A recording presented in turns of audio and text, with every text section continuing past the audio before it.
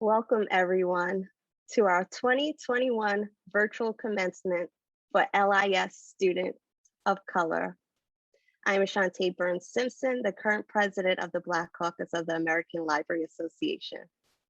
This year, we are celebrating alongside the National Associations of Librarians of Color, and we are also proud of our continued collaboration with Black librarians. I, Shante Burns Simpson, want to acknowledge that I reside in New York City, which is Lenape-Hoking, the Lenape homeland.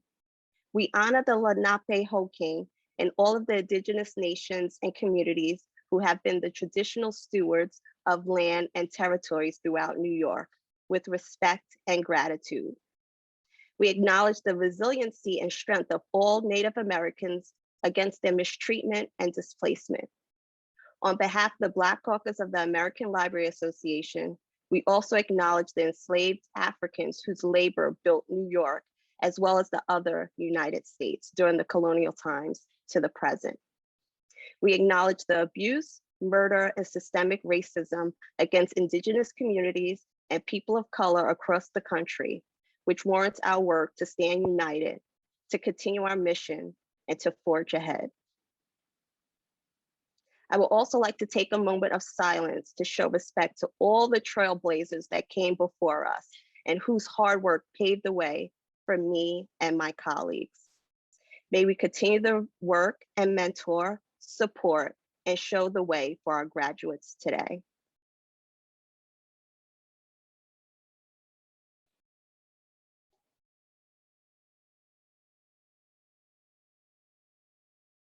Thank you.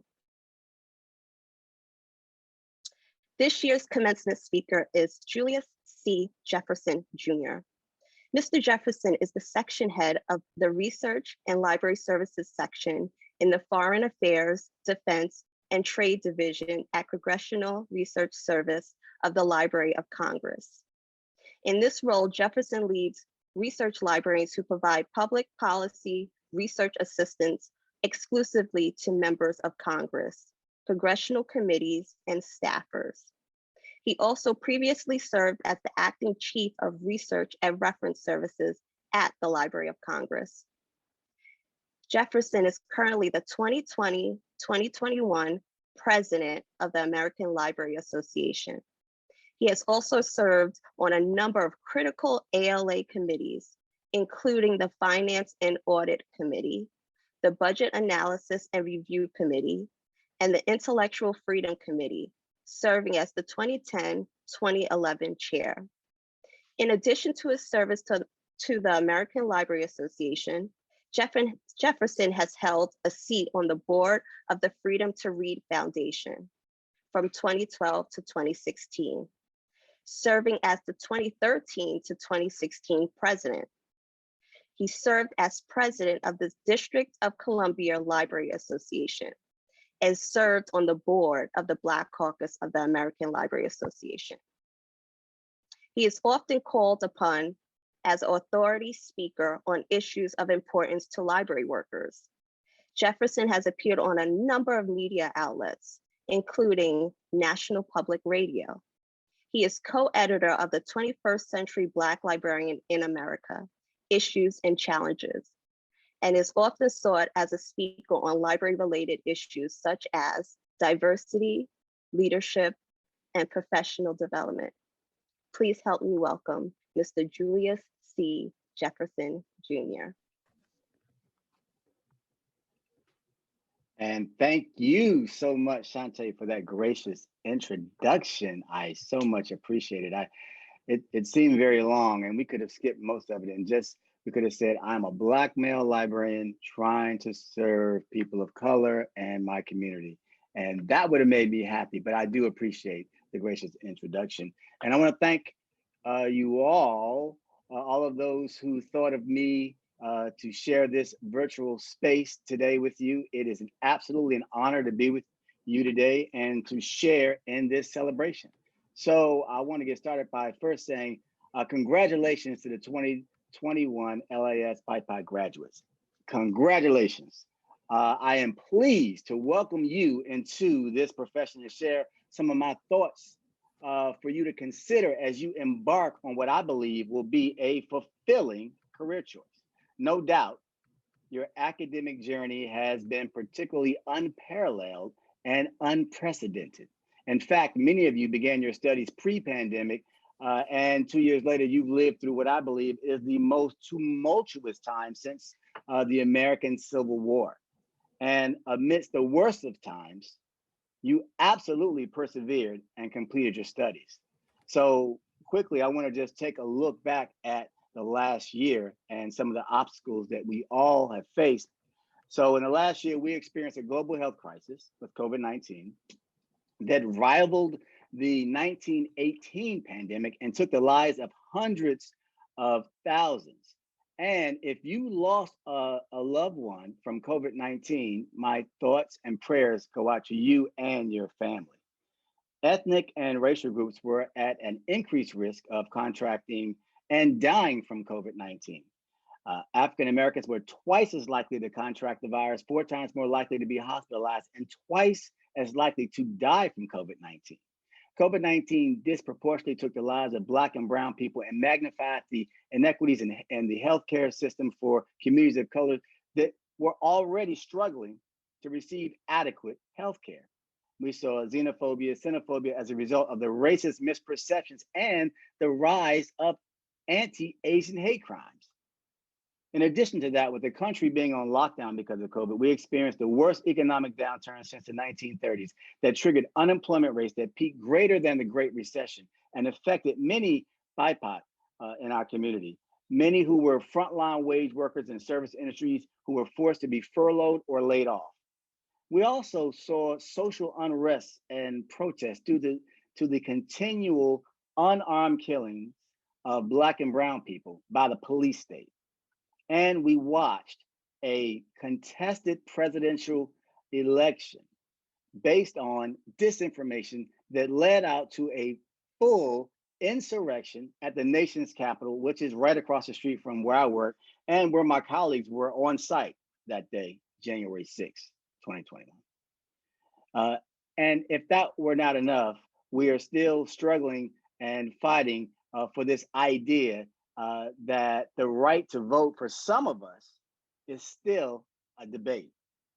So we all had to confront and were significantly affected in our own personal lives with the events over the past year. Even if it was just to stay connected with our fragile broadband infrastructure. And with all of that, we are here today celebrating you, all of you, who have crossed the academic finish line. And I want you to know, please do not underestimate your accomplishments. You've remained focused over the past year. And for many of us, it has absolutely been a struggle. And I could not imagine what you all had to overcome just to stay focused and complete your studies.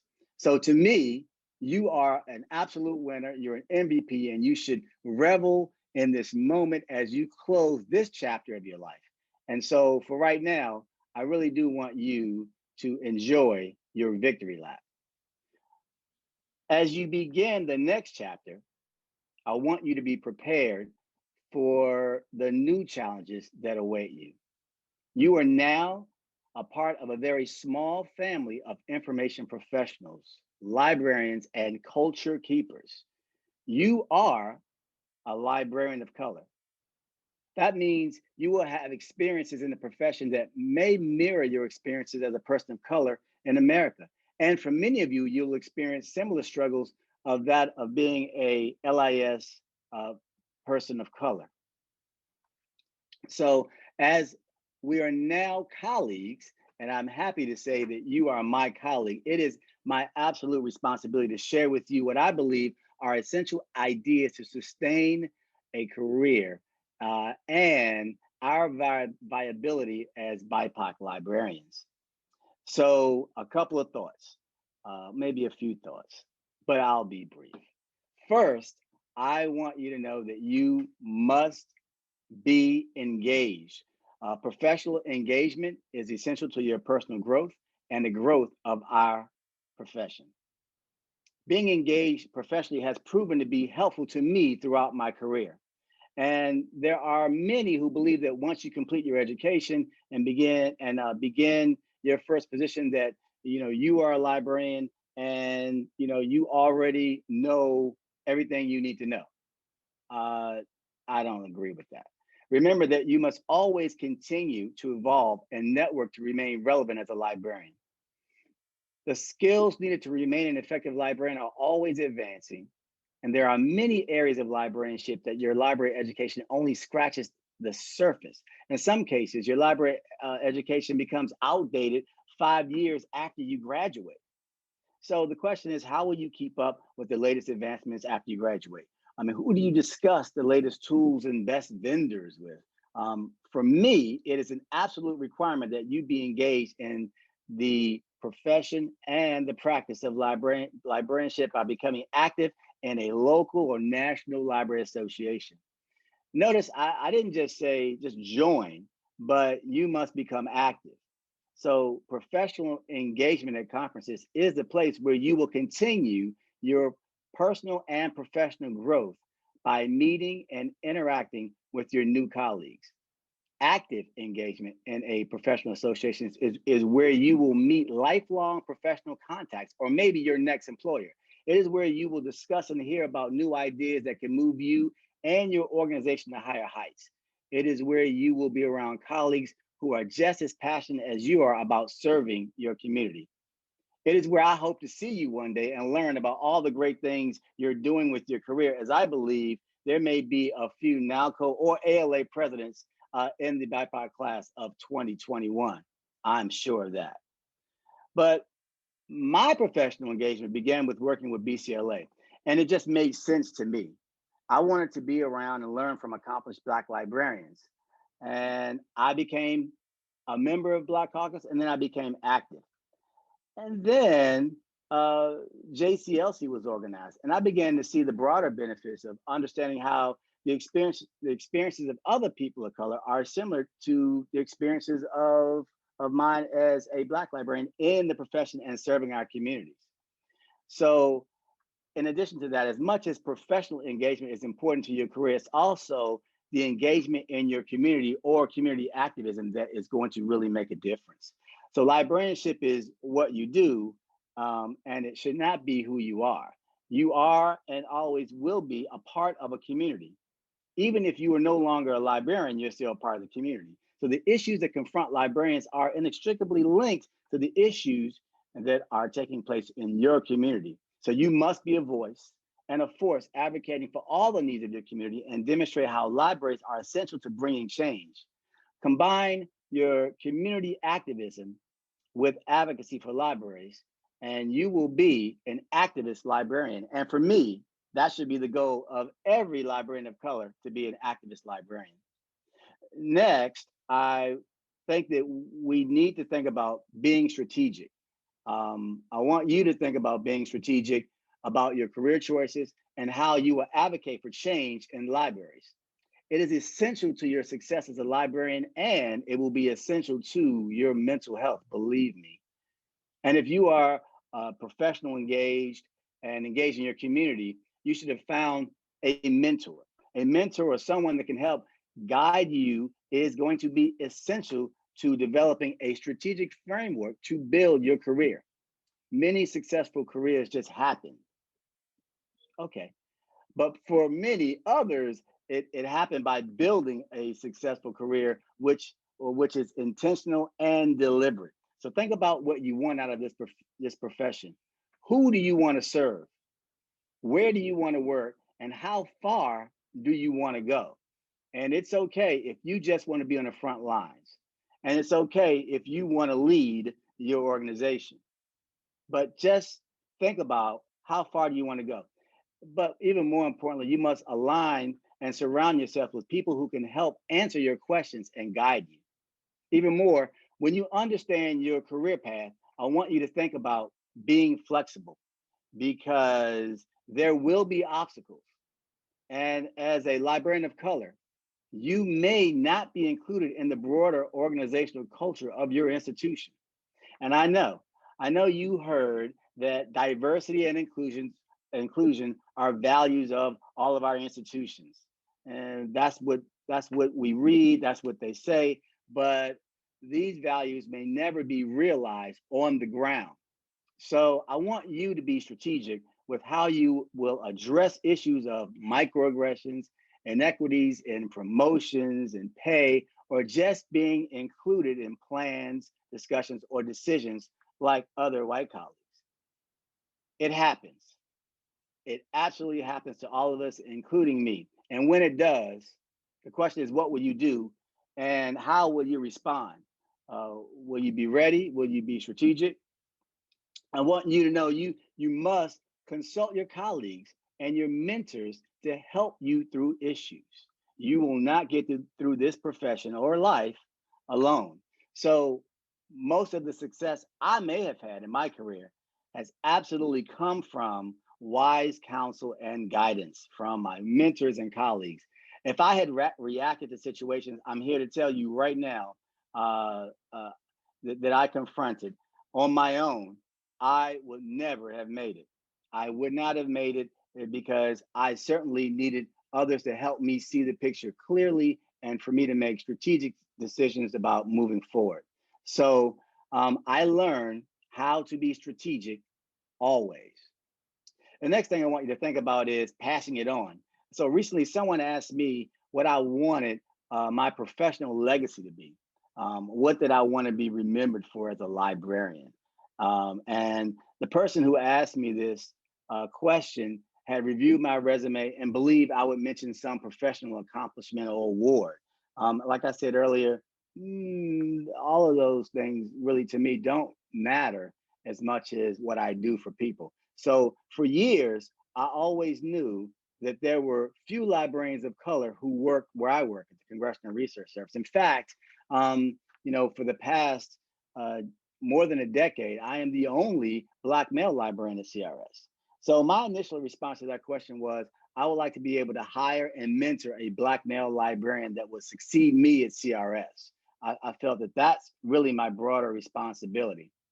And my broader response was that I want my legacy to be that I influence librarians that had an impact on our profession and have improved library services to their communities and, of course, communities of color. So as a librarian of color, we have an obligation to recruit, train, and mentor the next generation of librarians of color. We need to stop leaving this responsibility to others. We get help from others, and I appreciate the help that we get from others, but it is our responsibility to recruit librarians of color. And we must pass on what we know to the children in our respective communities, that librarianship is a viable career option, a career that can be very rewarding. And then we must advise, train, mentor the next generation. It's our obligation to our communities to ensure our culture is preserved. The next thing I want you to consider is building coalitions. One of the actions I'm most proud of as ALA president over the past year has been how our communities of color have supported each other. We collectively spoke out against police violence against Black and brown people, xenophobia, and the rise of Asian hate crimes. We must work and stand together to confront issues of racism that's derived from a white-centered narrative that does not include librarians of color, the BIPOC community in any meaningful way. And we must center ourselves in the narrative, a narrative that is accurate and truthful about the impact people of color have had on the building of America. And to center ourselves, we must work together. We must build relationships with our BIPOC community. So finally, I believe we, librarians of color, can make a difference in our communities with and work with if we work with our BIPOC librarians, if we focus on the needs of our communities, and if we are innovative, entrepreneurial leaders in our libraries. We need librarians of color that integrate a social justice point of view, no matter what population you serve. We need you to stay engaged in advocacy and professional development. We need you to pass it on and build coalitions. I need you to lead and provide outstanding library services to the traditionally most underrepresented of us. For many years, you've been told that you are our future. And I'm here to tell you today, BIPOC graduates, you are our present and you are absolutely our now. So I want to end with this quote that Dr. Martin Luther King Jr. wrote in his letter from a Birmingham jail in 1963. He said, "Moreover, I am cognizant of the interrelatedness of all communities and states. Injustice anywhere is a threat to justice everywhere. We are caught in an inescapable network of mutuality tied in a single garment of destiny. Whatever affects one directly affects all indirectly. Never again can we afford to live with the narrow, provincial outsider agitator idea. Anyone who lives inside the United States can be considered an outsider anywhere within its bounds." And on that, I will say again, congratulations, and I look forward to meeting you as colleagues. Thank you. Thank you so much, Julius, for that advice and that charge. It is just so needed and welcomed. Next, we have Tashiana Scott Cochran, who is from Durham, North Carolina, and is graduating from North Carolina Central University with a master's in Library and Information Science. She will be sharing her experience on pursuing her master's degree. Welcome, Tashiana.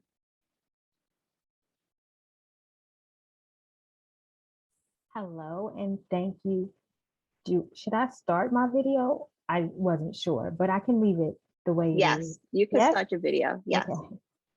Okay. Hello, everyone. I actually got the placement of the city wrong. So the school is in Durham, North Carolina. I live in Decatur, Georgia. That was my mistake. Sorry, though. I've been at this for 20 years or so.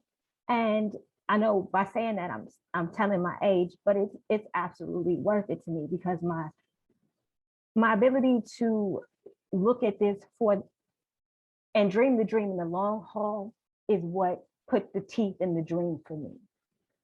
When I started elementary school, I was a third grader at a public school in Oakland, California, and it was a librarian, Dorothy L. Hall. She is now deceased. She gave me refuge in our school's library. She said, "The kids that are bullying you because of the way that you walk, I have cerebral palsy." She was like, "No, you just come in here and you hang out with me. You read and let's learn stuff." I was like, okay, they won't bother me in here because they didn't come in there unless they had to. I was there because I really wanted to be in there. So that's what planted the seed, as President Jefferson was speaking on. The seed that's planted that I continue to work toward is that this wasn't just about me. She saw me, but knew that I had something in me to be able to give. So that's the spirit that I want to speak on today, is the fact that we made it and we have a lot of work to do. But as long as we remember that we are serving and that our mission is greater than the microaggression, than the slights, than the promotions that we may not be included in, even though we earn them, because we deserve the right to be here. And I want to say, before I even tell you how I got to North Carolina, that we are not imposters to this profession. If I have to hear one more time that so-and-so was slighted over because maybe they just didn't earn it, no, I'm not buying it. I'm not taking it. We belong, we here, we deserve everything. That's what I want to say about that. But going back to how I arrived at North Carolina Central and graduating class of 2021. Clark Atlanta is where I started out at and where I obtained my first master's degree. But I wanted to go to library school, but the school was impacted in 2001. It didn't officially close then, but they stopped allowing students to obtain the degree from the library school. And that was the first devastating blow to the dream. But I wouldn't stop dreaming the dream. I couldn't stop dreaming the dream because it, like I said, it's in me. It's in me when I teach my son. It's in me when I talk to the kids. It's just there, and it's not going anywhere. So once that school closed, I was just like, okay, well, I'm here. I'm at school, and I need to major in something. So I majored in Africana Women's Studies, and my undergrad is in history. But that's just the build up. Once that happened, I was like, okay, well, I'm not gonna give up. Not gonna give up. And running the course of my master's degree, I ended up having to stop at periods because I had to have different surgeries. But even still, librarianship was always there.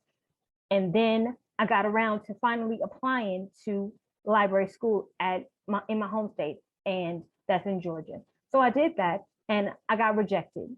Okay, one rejection, no biggie. Sometimes it takes more than one. Sometimes, for some of us here, it has taken several attempts to be able to make it here. And that alone speaks volumes to who we are and why we're doing it. I want to acknowledge that because there are so many things that, you can take from a rejection. You can take bitterness, you can take anger, you can take the fact that you might even feel like you weren't meant to achieve your dream and to be of service and to give to your people, but we are needed with an unspeakable urgency. We are needed. And I believe that because that's why I get up in the morning, why I'm actively doing everything that I'm doing. And it is the fact that on the heels of this, let me speed up to the second rejection because I'm sorry, I can meander like this journey. It definitely meanders. However, there is the goal at the end, and we are here because we made it to one goal, and yet it is not the end. It is another beginning that is, I don't even know if I have the words to say what I think it is, but I know that it's a lived journey. And forgive me, I just got caught up in the journey moment, and I remember what the second rejection felt like. And it was the second rejection that I talked about just the other day. And the second time I was rejected from library school, my son, he had come into the world. He was 5 years old. And sorry if you hear him in the background, he's playing Roblox. But the point of saying about this second rejection was that was the rejection that stung. That was the rejection that almost took me out the game because I almost let it, because I was devastated. I was like, oh my God, if they couldn't see that I was a better candidate by the time, by the things that I had grown from and had accomplished, then maybe I shouldn't. And then I looked into my son's face and he said, but mommy, you don't give up. You tell me not to give up. So how are you gonna say give up? And he said, even though I see water from your eyes, because I was, like I said, I was in a very dark, dismal place for about 3 days. Then I had to get back up. And when I got back up, that's where the application to NCCU came, because NCCU is the last Black college standing that still has a library school and still accepts, students and gives us an opportunity. And that was all I wanted. All I needed was an opportunity, because it was the fact that the door kept being slammed in my face. And I was just like, but why?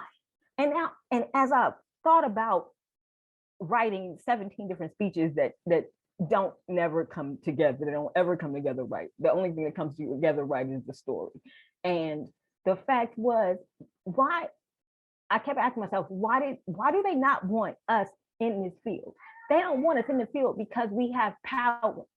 We have a legacy. We are the antithesis of what they don't want, because they don't want the truth. But we're gonna come and we're gonna speak that truth. And we're not gonna stop speaking that truth, because we are enough, we belong, we deserve it. We are not imposters. And I just want us all to just take the fact that they're gonna try us, but we prepared. We're gonna stay prepared because we have a village, We are each other's village. Y'all can call me. I'll put my phone number in the chat. I'm ready. We ready. That's what I want to say. Thank y'all for letting me speak. I appreciate it.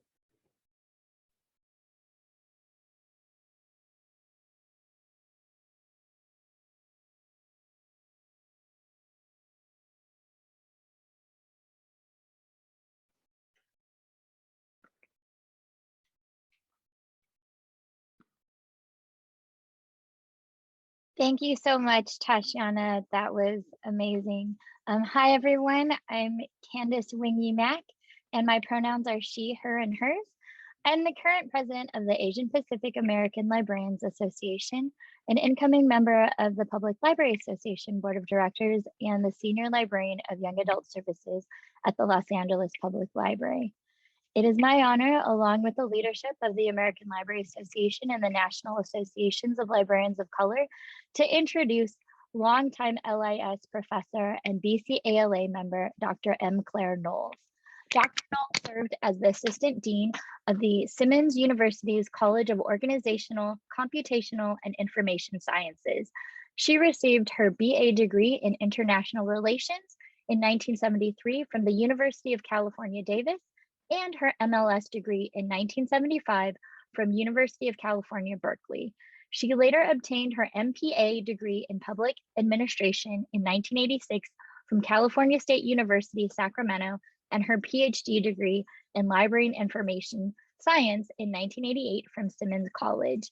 In 2001, Knowles was appointed to the Massachusetts Board of Library Commissioners as only the second African American to be appointed to the board.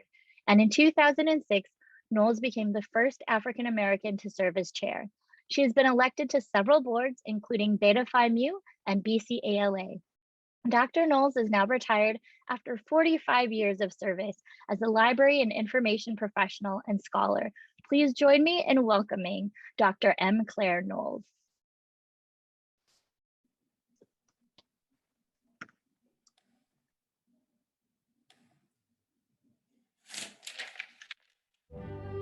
Madam President Burns of the Black Caucus of the American Library Association, Mr. President Jefferson of the American Library Association, special guests, friends, and family. It is my honor to present the following graduates who have completed all the requirements and conditions to receive the bachelor, master's, and doctoral degrees in library and information science from the respective academic institutions. As I state their names and institutions, please feel free to offer celebratory comments in the chat box. Now I will begin. Alexander Soto, University of Arizona. Deonza Williams, University of Illinois, Urbana-Champaign.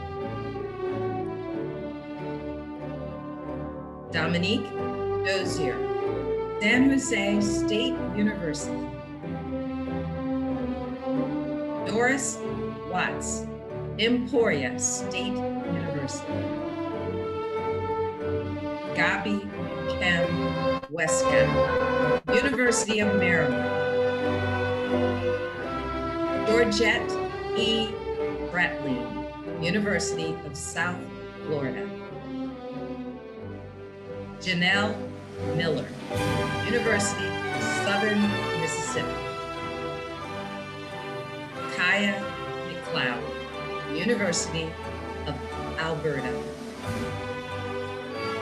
Katrina Kat Trinidad, Ashford University, University of Arizona, Global Campus. Kiara Garrett, North Carolina Central University. Lois Allison Young, City University of New York, Queens College. Maria Cristina Alana, University of South Florida. Nicole Marconi, Pratt Institute. Renan Leishi, University of Washington. Robin Evans, Syracuse University. Devion Scott, University at Albany. Sharonda S. Brown, Wayne State University.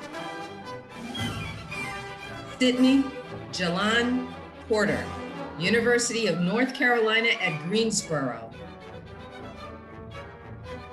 Tashiana Scott Cochran, North Carolina Central University. Valerie Janis, San Jose State University.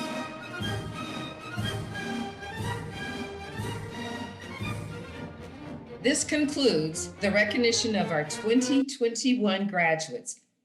From me, bravo on your academic success.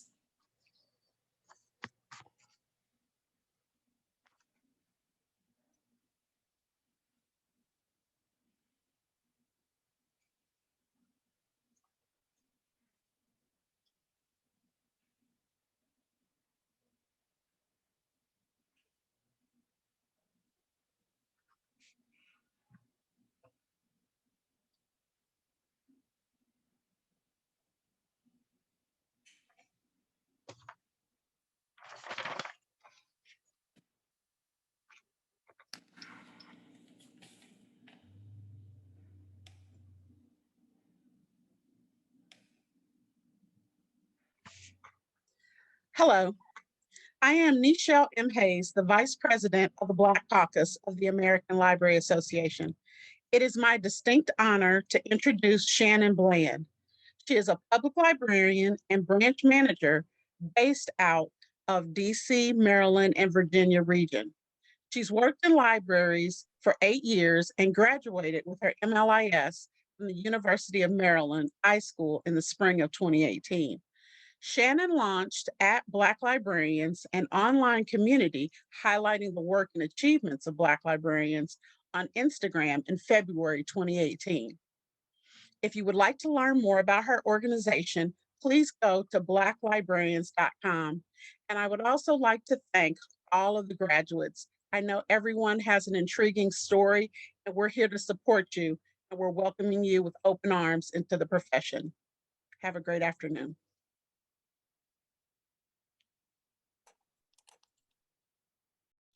Good afternoon or good morning, wherever you happen to be joining us from. I just wanted to pop in and say congratulations once again to all of our 2021 graduates.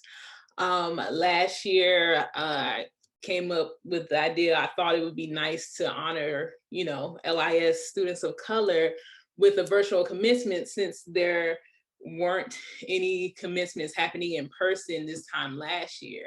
And I was so thankful when BCALA decided to partner with me to help me kind of bring that dream to fruition. So when Shantae reached out to me this year and said, let's do it again, I was like, absolutely. So I hope this is just the second of many virtual commencements that we have in the future, where we all can come together and really focus on building coalition and building community, speaking to all of those gems that Julius shared with us earlier. So I just wanted to say congratulations again.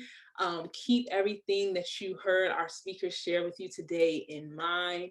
Like Julius said, you all have overcome so many obstacles already, so you will be able to stand the future challenges that come your way. But also remember that you don't have to face those challenges by yourself, because you have a community. You have a community of others with you that can help you along the way. So remember to, be engaged, like he said, become an activist librarian, be intentional and align and surround yourself with people who can guide you along the way.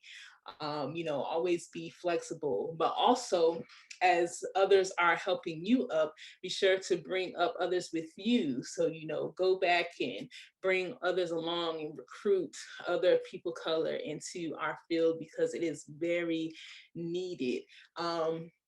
And oh my goodness, I can't even get into Tashiana's story. That was so inspiring. So if nothing else, take heed to her words and remember to never give up on your dreams. But thank you to all of the graduates. Thank you to all of the hands to the plow that helped us